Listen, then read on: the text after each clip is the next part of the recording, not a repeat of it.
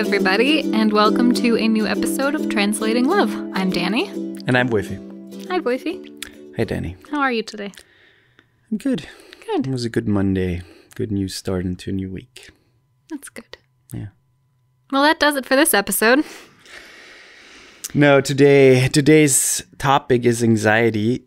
And since it's a little bigger, we thought we do it in like 2 episodes. Yeah, by bigger, he means we each have different forms of anxiety. Yeah. Neither of us, and we'll go into that a little bit, but neither of us has generalized anxiety. We have a more specific type of anxiety. Yep. And so we thought it'd be better to just do it in 2 separate episodes. For our German listeners, anxiety is more or less like Angststörung. Mm-hmm.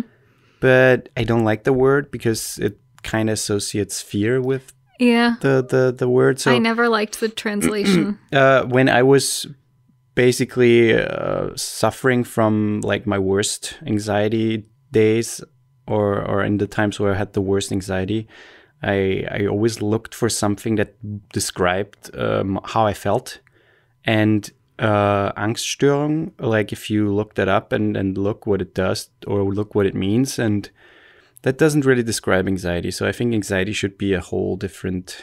There should be a new word for it in German. Yeah, I think so too. But yeah, we're a little... Because Angst is fear. But maybe there is already, so if there is, please just let me know. But I haven't found anything in German that relates to how I felt back then as much as that what we are going to talk about today. Oh. Should I give the definition? Yeah. Mm-hmm. So this is the definition from the American Psychological Association. The APA defines anxiety as an emotion characterized by feelings of tension, worried thoughts, and physical changes like, for example, increased blood pressure. And as a definition, that's true. Weak, but it's a pretty weak definition. Yeah. Of how big it is. Mm-hmm. But let's go more into it. Anxiety is basically like a fight or flight response that is constantly there.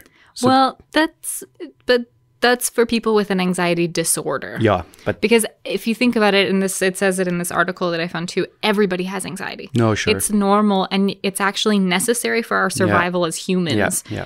But but we're speaking from a disorder anyways. We're not speaking from exactly. People. So, but everybody has anxiety, so you know kind of what the feeling is, but then you imagine it on a massively increased level where it's constant or almost constant, and that's where it leads to a medical condition. Like what I like, for example, if you think about like a really big exam back in the school days, and you had this feeling of pressure and this being on the verge and jittery and just like high blood pressure and your heart was going, nervousness, and you could feel everything. You were so hyper aware of everything.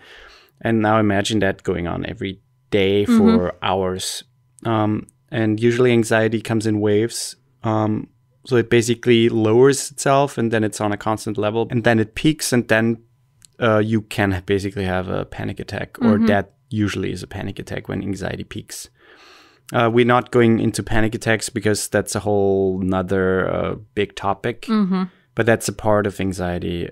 And usually what happens if you look up fight or flight, it's basically cortisol and adrenaline who is released in your brain, and that is typically the reason for your bodily changes, for everything you feel, for everything you experience during high anxiety levels. And the fight or flight response is a normal response in every human body. That's, again, it's for survival. So we say fight or flight, it's a response from your nervous system. Yeah.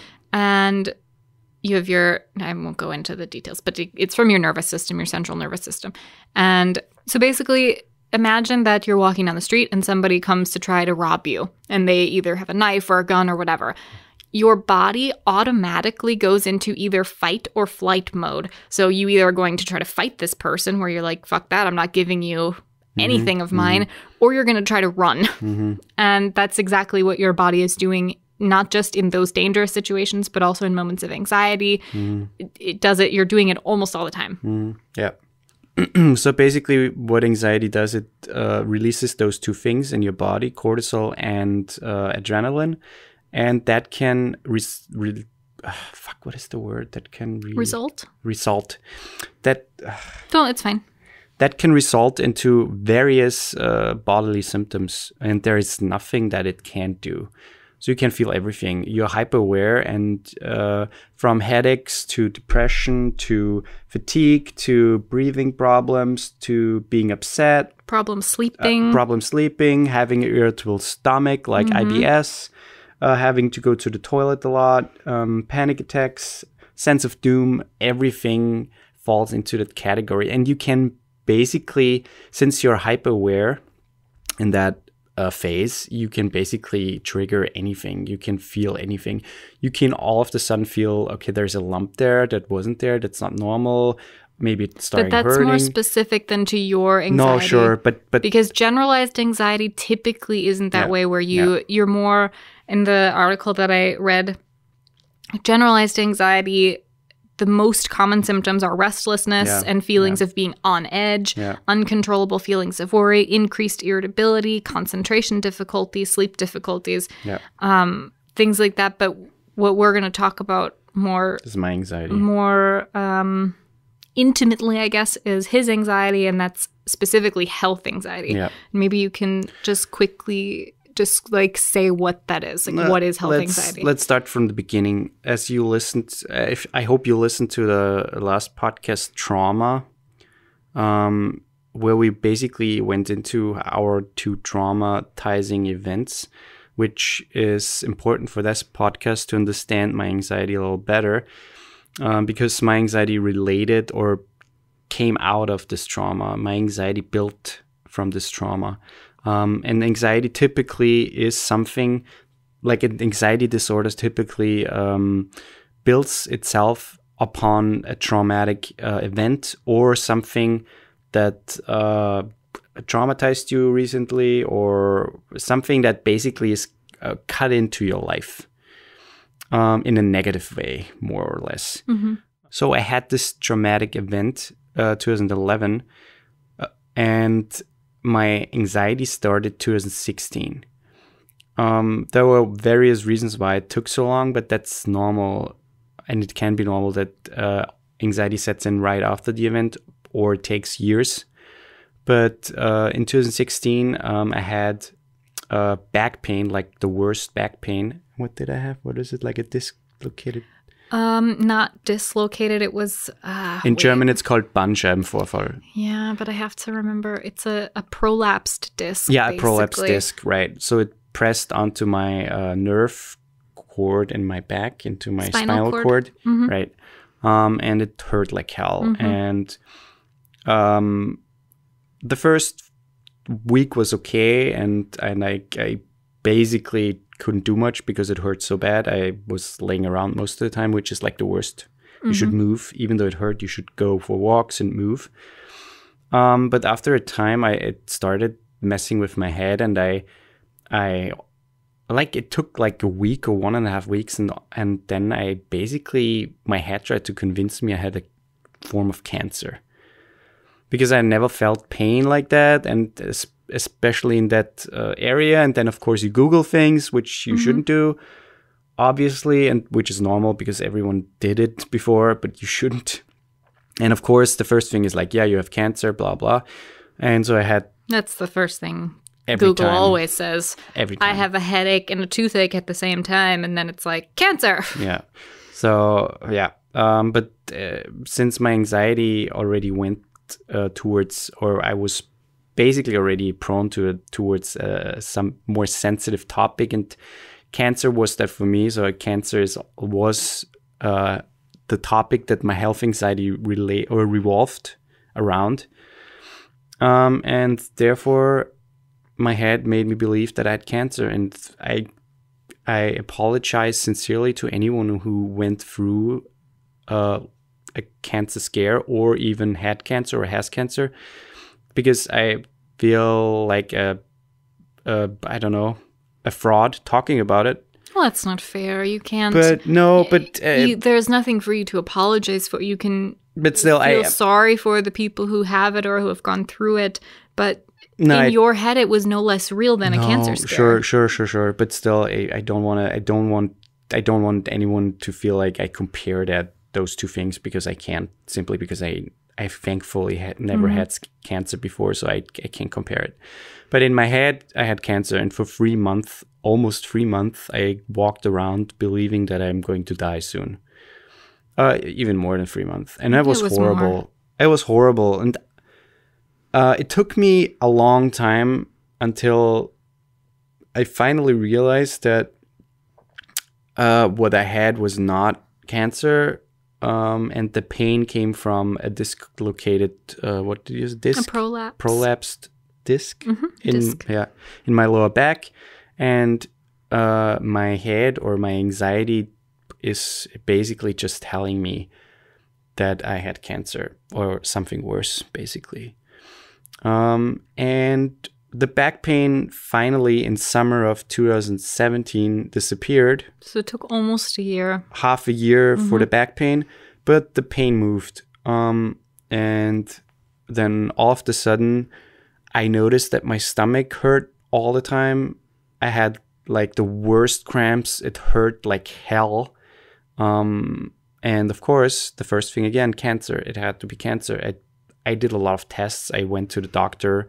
I couldn't tell you how many times he went to the doctor in that time. And the thing is, you, as a partner, I of course tried to be reassuring and say that's not what you have. You've been to the doctor so many times, and he always tells you that it's fine and not to worry about it. Yeah. And you did blood tests and all of that. And everything came back totally normal, if not better than normal. Yeah. And it's still, his head still told him that that's what it was, and that's exactly it. It doesn't matter what anybody else says. Yeah. That's basically how the anxiety messes with your head. Yeah. My doctors told me everything's fine. They can't find anything. I did a lot of tests. I wasted an insane amount of time and energy into those things. And it reassured me for a couple of days. And after a couple of days, my head went back, okay, but they missed something. There's something wrong with me. It's the worst. And that took me more than a year to get finally almost rid of or in control. And part of that was changing diet, adopting a more healthier lifestyle, even though we were fairly healthy already. I would say more than fairly. But not running to the gym every other day, giving myself time, doing yoga, going vegan. That was a big part, especially for my stomach issues. Yeah.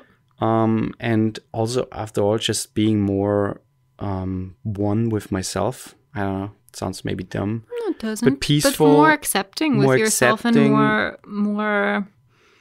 But yeah, it took me a while. And I think the biggest part for me to realize that I had anxiety was to even find out what it is and read about it, and then see that a lot of other people suffering from the same issue, watching YouTube videos, reading books, going into some forums, reading about stuff, and just basically informing myself.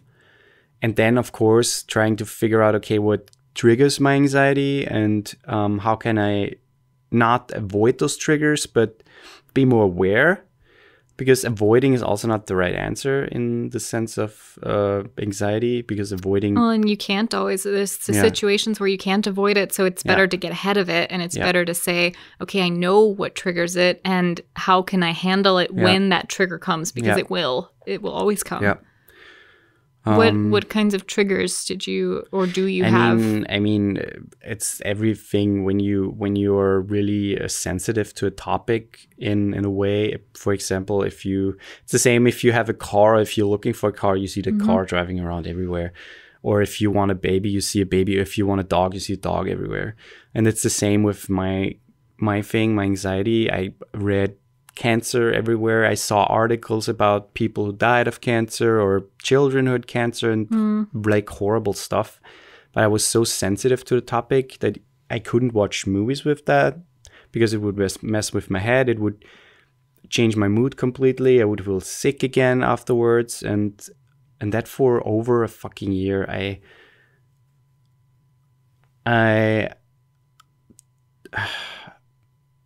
can't even describe how horrible the whole thing was, because it completely destroys your life in a way that you can't do anything anymore. You can't do anything. You can't go somewhere, or you rarely go places. You feel on edge all the time. You don't want to socialize because you either feel pain all the time, or it's just horrible.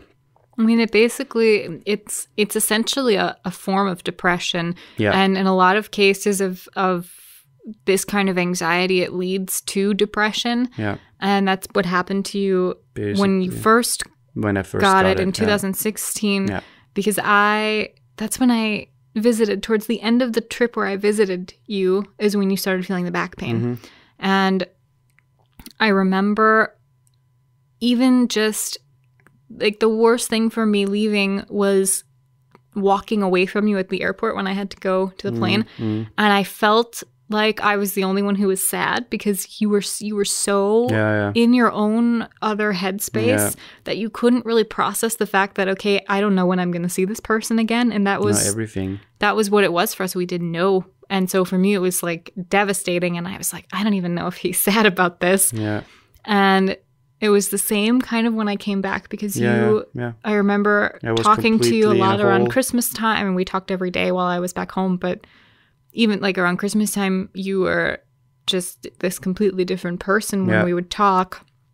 And when I moved here, it was kind of the same feeling when you picked me up at the airport. For me, I was so excited, and I was like, oh my God, I'm here and I'm going to get to stay now. Mm. And it was kind of more just like a, hey, you know, like, which I know wasn't how you were really feeling inside, but I had no room for anything. I felt that, I felt empty, and at the same time I didn't. I was so hyper aware of everything, and it messed with how the thing is, I was studying at the time, my master's, so I had an insane amount of stress. I had to get a shit ton of work done. There was so much stuff going on, and that of course fueled anxiety. And then also my kind of unhealthy lifestyle, in the sense that I never gave myself a break. Mm-hmm. I worked my ass off for years. And I also didn't take time to just sit back and maybe think about why I'm in this headspace right now, or why I'm going through this right now.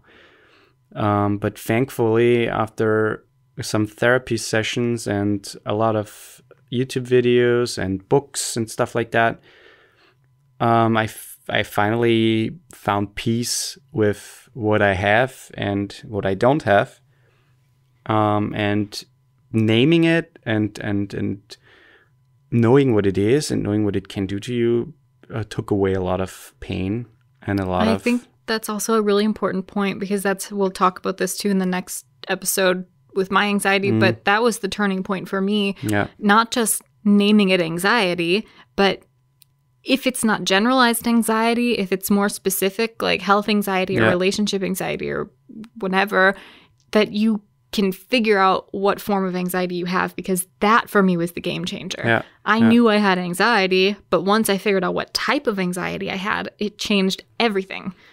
So I think being able to, like you said, just name it is so important. It makes a lot of things easier, because you can look up things much easier, and all of a sudden everything relates, and you don't feel alone, and it also makes sense. It totally makes sense.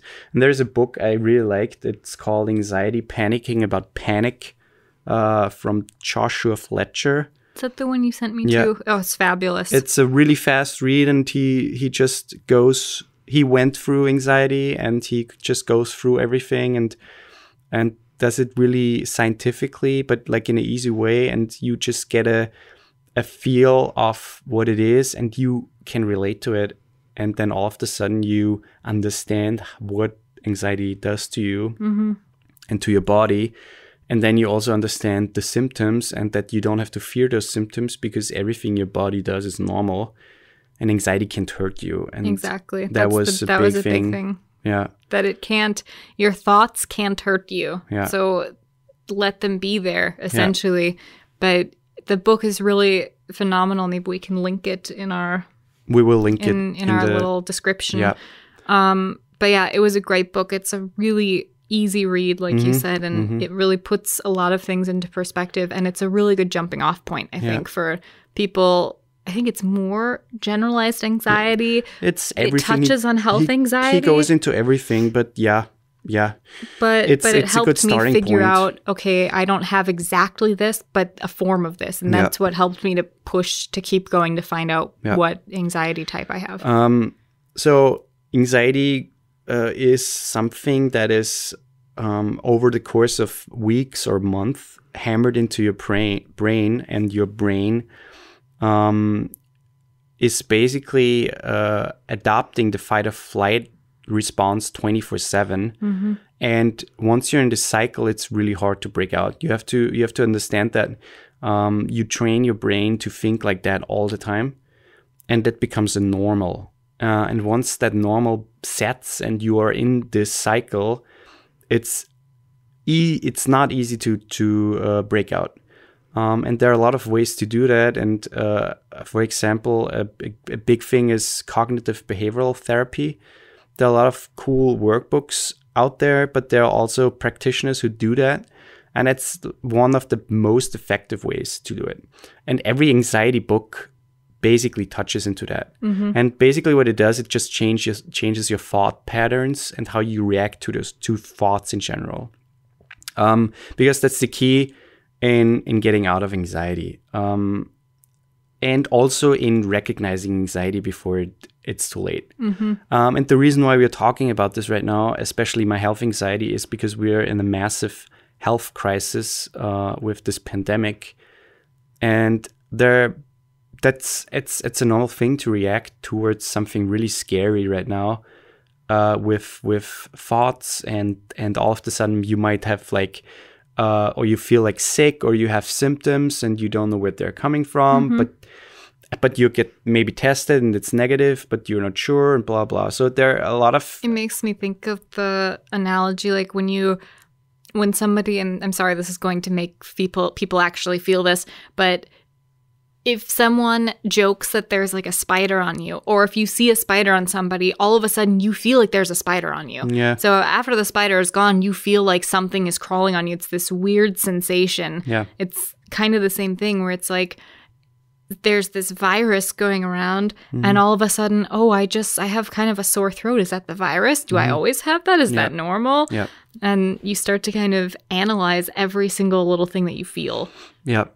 And that's totally normal, but we thought that was a good way to kind of go into this topic, especially with your anxiety being health anxiety, because it's basically exactly that, but on a more on like a higher scale. Yeah. But back to why my anxiety started, because I think that's a critical point. As we talked about in trauma, a traumatic event is something that manifests in your brain. And it will come to the surface at some point in any way or form. And usually it basically comes in like either character changes or in a mental illness way. And you can work on that before it even happens, so you're prepared for it to happen. Obviously you can predict anything, but understanding certain things before it happens, or understanding certain things before you experience them, can help you reduce the impact in your daily life. Because being hit by something like health anxiety, you can't do anything anymore. You maybe go to work and get your work done, but your productive level is reduced by 50% or more. You probably don't get your social life on anymore. If you have a relationship, that's like super hard, because you have to manage your thoughts, you have to manage going to the doctor or whatever it is.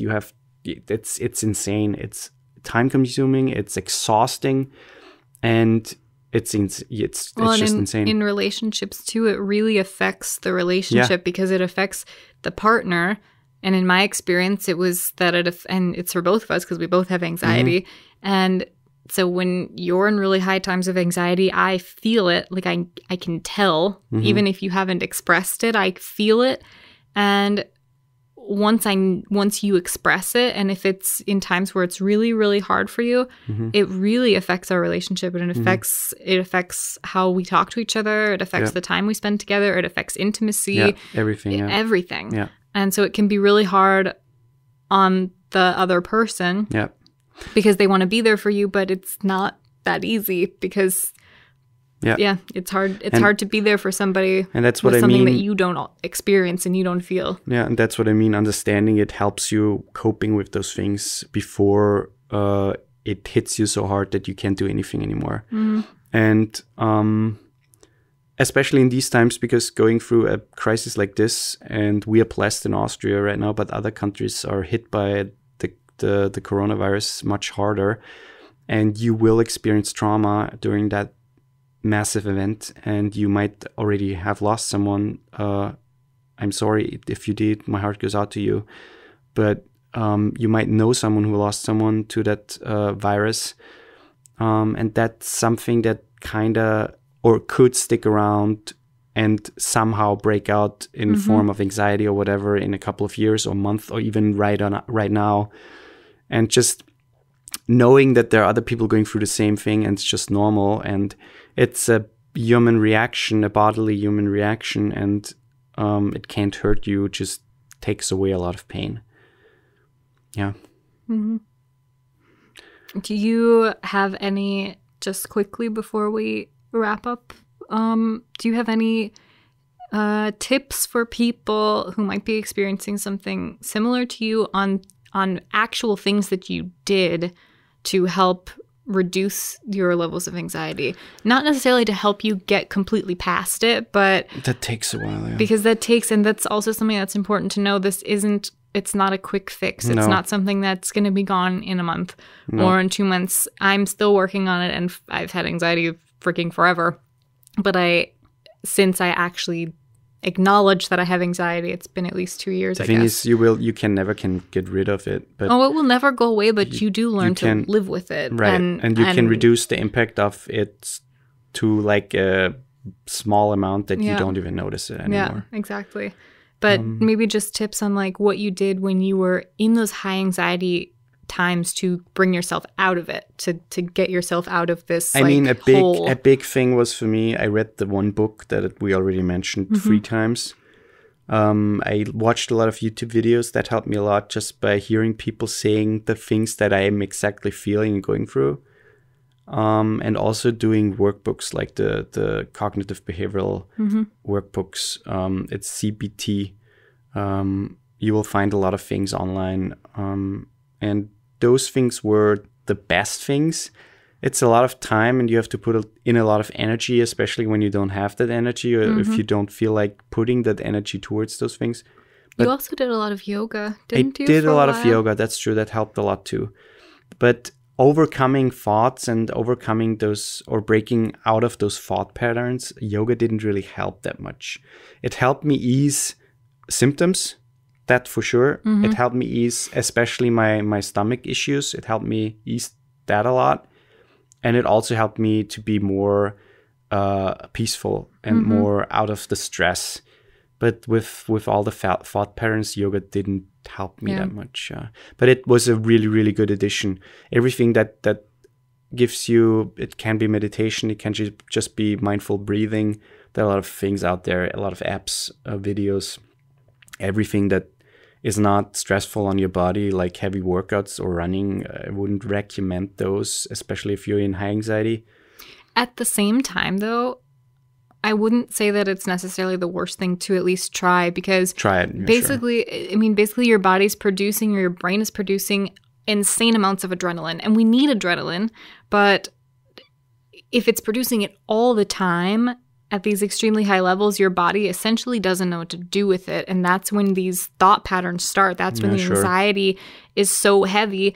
And so it's good to use that adrenaline, use it for something else. So if you do something like a workout where you're like, okay, I'm going to go running, or I'm going to go do like a high intensity interval workout. Try it. try it, because for me that really helped. Yeah. That helped to get that adrenaline somewhere else. Yeah, it didn't help for me. But it didn't make it worse either. So I guess it was okay. But the things that helped were books, videos, and the CBT. That was the thing that really And also stood out. CBD. CBD too, yeah. The oil. So CBT is the cognitive behavioral therapy, and CBD is the That oil. helped too, yeah. That helped too. And that's fantastic for anyone who has not yet tried it. It's the best. That's a quick fix that helps you, especially in high anxiety times, to It mostly helps you calm down. and feel relax. peaceful and relaxed. But overall, you have to work on Right. on everything to get rid of it. It doesn't solve your anxiety. No. It's a helpful tool for when you're in really high anxiety, like if you can't sleep or something, Yeah, if you have trouble that helps a sleeping, lot, yeah. CBD oil was like my best friend when I couldn't sleep. So if you have any questions, feedback, or whatever, just go to anchor.fm/translating-love. You can send us a message there, or you just go to our Instagram or whatever. You can send us a message or ask us something about anxiety or whatever.